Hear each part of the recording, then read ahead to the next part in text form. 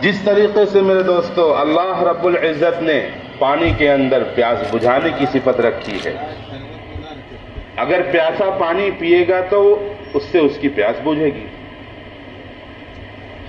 جس طرح اللہ تعالیٰ نے کھانے کے اندر بھوک مٹانے کی تاثیر رکھی ہے، اگر بھوکا کھانا کھائے گا تو اس کی بھوک مٹے گی۔ اسی طریقے سے میرے دوستو اللہ تعالیٰ نے اپنے احکام میں اور پیارے نبی حضرت محمد صلی اللہ علیہ وسلم کے طریقوں کے اندر وہ تاثیر رکھی ہے۔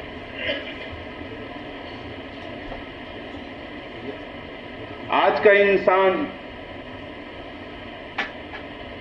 مادیت پرست، چیزوں کے پیچھے دوڑنے والا، دنیا کے پیچھے دوڑنے والا، فسادات کا مارا ہوا، حالات کا مارا ہوا،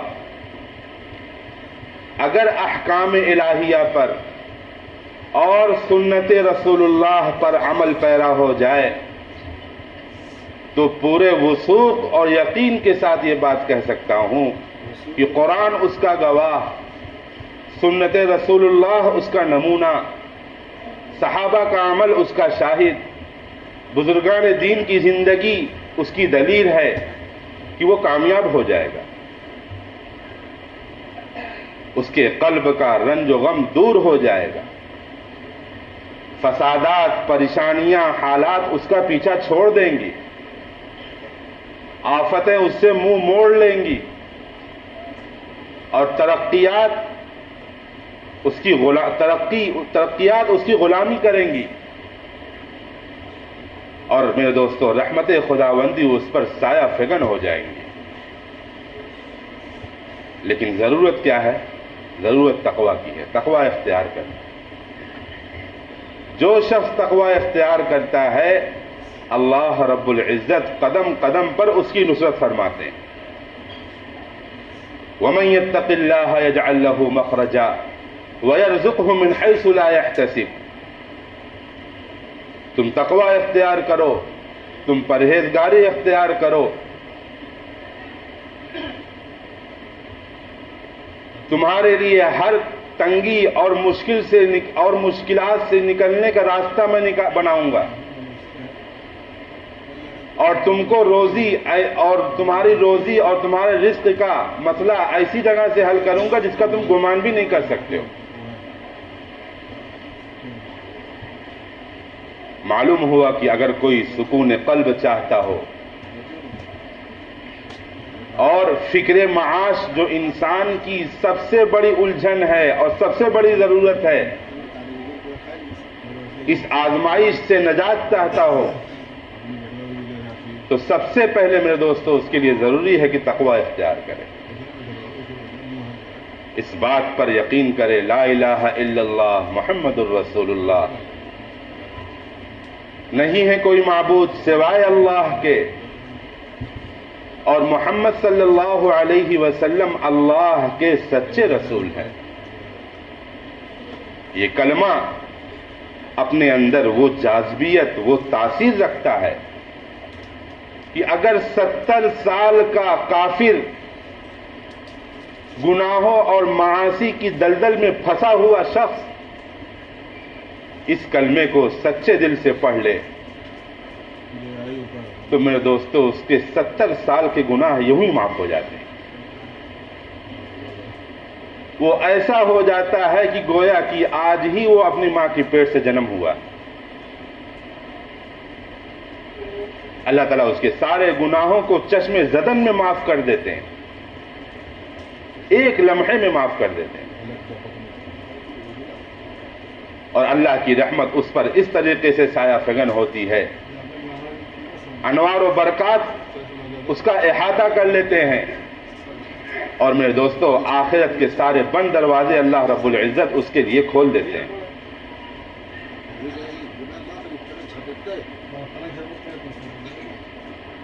ہمیں اور آپ کو علم میں ہے کہ آگ وہ شے ہے کہ اگر 100 سال کا آگ کا پجاری 100 سال تک اگر وہ آگ کو پوجتا ہو، آگ کی پرستش کرتا ہو، اگر وہ بھی آگ کے اندر ہاتھ ڈالے تو آگ اس کو جلا کر راکھ کر دے گی. ایسا نہیں کہ بھائی یہ تو میرا پجاری ہے, یہ تو مجھے مانتا ہے, دل سے یہ مجھے خدا مانتا ہے, ایسا نہیں. لیکن میرے دوستو, یہ کلمہ توحید کے اندر ایسا وزن ہے کہ اگر انسان خدا نہ خواستہ کچھ بھی عمل نہ کیا ہو, اللہ کی ذات سے امید ہے کہ اللہ رب العزت ایک نہ ایک دن اسے سزا دینے کے بعد جہنم سے نجات دے کر اسے جنت میں ضرور داخل کریں گے. یہ کلمہ توحید کا وہ وزن ہے. حضرت حسن بصری رحمۃ اللہ علیہ کے ساتھ ایک معاملہ پیش آیا کہ ان کا ایک پڑوسی تھا شمعون نامی, اور وہ کئی سال سے آگ کی پرستش کرتا آ رہا تھا. جب وہ مرض الوفات میں پہنچا تو حضرت حسن بصری رحمۃ اللہ علیہ کو اسی خبر ملی. آپ اس کے پاس آئے, آپ نے اس سے کہا, اے شمعون, تو نے پوری زندگی آگ کی پرستش کی ہے, اور آگ کی پرستش کرتے کرتے آگ کی دھواں کی وجہ سے اس کا پورا جسم کالا پڑ چکا ہے. تو فرمایا کہ تو نے پوری زندگی آگ کی پرستش کی ہے, اب تو ایمان لے کر آ جا تاکہ اللہ تیری مغفرت فرما دے اور آخرت میں تجھے انعامات سے نوازے. شمعون نے کہا کہ اے حسن, مجھے 3 چیزیں ایمان لانے سے مانے ہے, 3 چیزوں کی وجہ سے میں ایمان نہیں لا رہا ہوں. حضرت حسن نے فرمایا کہ وہ کیا چیز ہیں؟ فرمایا, شمعون نے کہا کہ تمہارے عقیدے کے اندر دنیا کی محبت ایک بری شے ہے, لیکن پھر بھی تم لوگ اس کے پیچھے بھاگتے ہو, اس کی جستجو میں, اس کے حاصل کرنے میں, اور یہاں تک کہ تم جھوٹ اور چوری سے بھی گریز نہیں کرتے. اور دوسرا کہا کہ یہ سب کو معلوم ہے کہ موت یقینی ہے, موت تو آنی ہے, لیکن پھر بھی تم اس کی تیاری نہیں کرتے, اس کا سامان نہیں کرتے. اور تیسرا اس نے یہ کہا کہ جلوہ خداوندی کا دیدار, جس کو تم بہت عمدہ شے, بہت عمدہ چیز تصور کرتے ہو, اللہ کا دیدار, لیکن اس کے باوجود تم اللہ کی منشا کے خلاف کام کرتے ہو. یہ کون کہہ رہا ہے؟ آپ کا پجاری کہہ رہا ہے. 3 چیزیں کہا.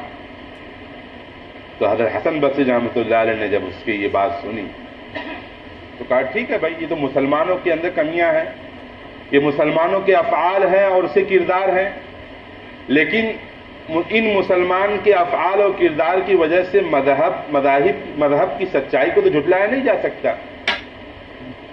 تو حضرت حسن نے اس سے کہا کہ تو بتا کہ تو آج اتنے سال سے پوری زندگی آگ کی پرستش کیا ہے, تجھے کیا ملا, کیا صلہ ملا؟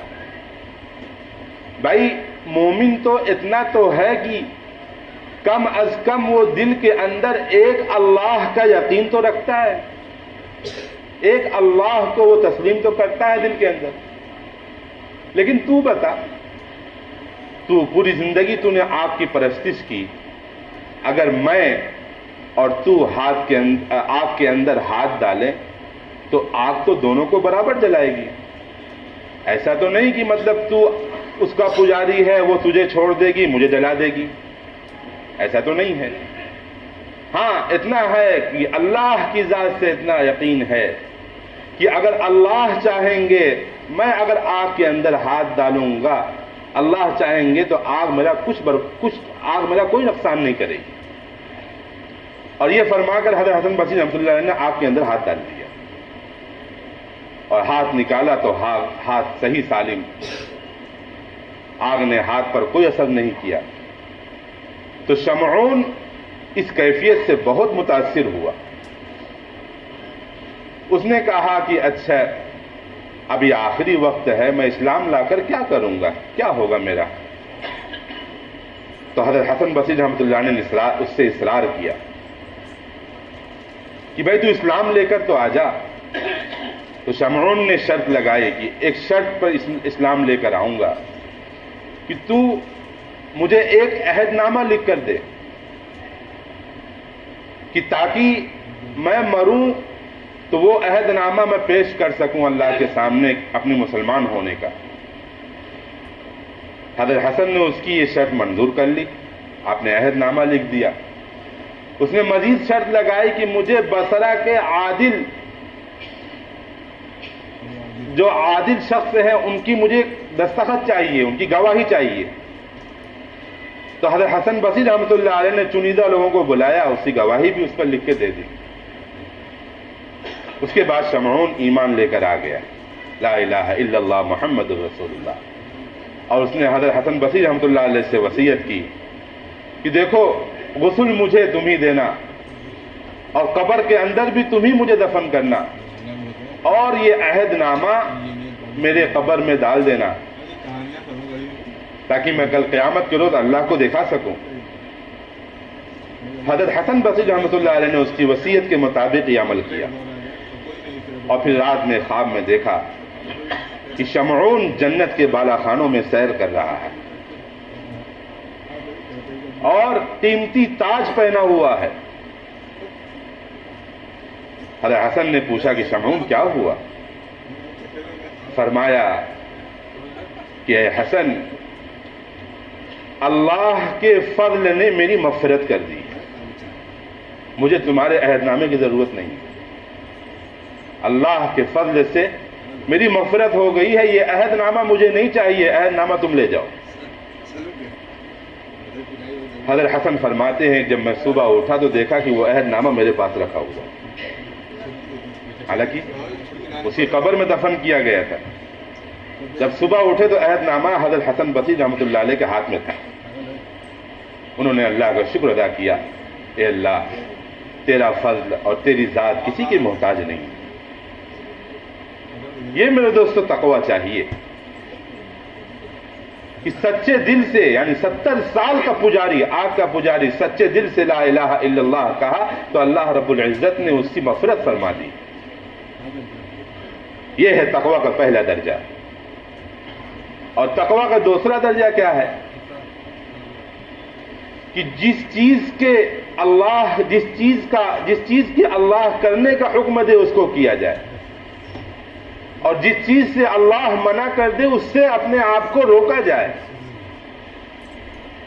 اور حضرت محمد صلی اللہ علیہ وسلم کے طریقوں میں 100% کامیابی تصور کیا جائے، تو پھر دیکھو میرے دوستو اللہ کی رحمتیں کیسی جوش مارتی، قدم قدم پر اس کی معاون اور اس کی مددگار ہوتی ہیں۔ اللہ کی ذات بہت مہربان ہے۔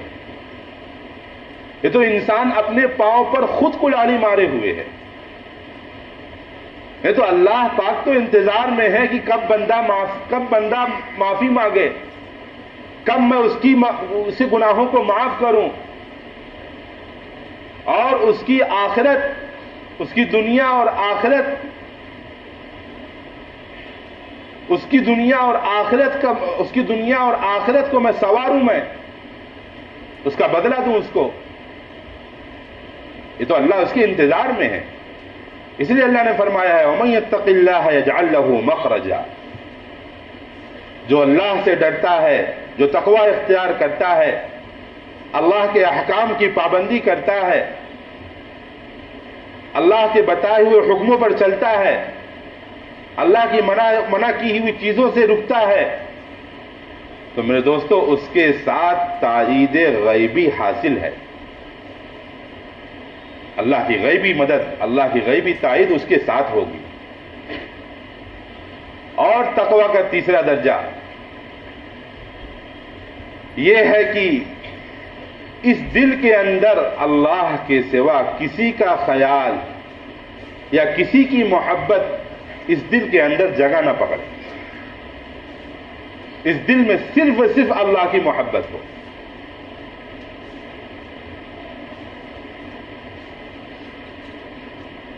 خیال ہو تو اللہ کا، محبت ہو تو اللہ سے، استحضار ہو تو اللہ کا.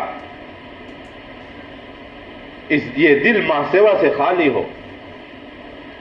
حضرت فضیل بن عیاض رحمۃ اللہ علیہ کے بارے میں آتا ہے کہ وہ اپنے بچے کو گود میں لیے ہوئے تھے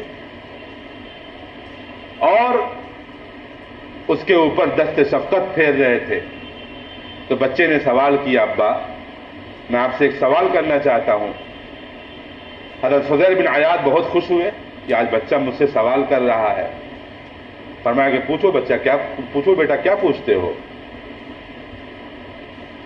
فرمایا ابا سچ بتانا کہ آپ مجھ سے محبت کرتے ہو.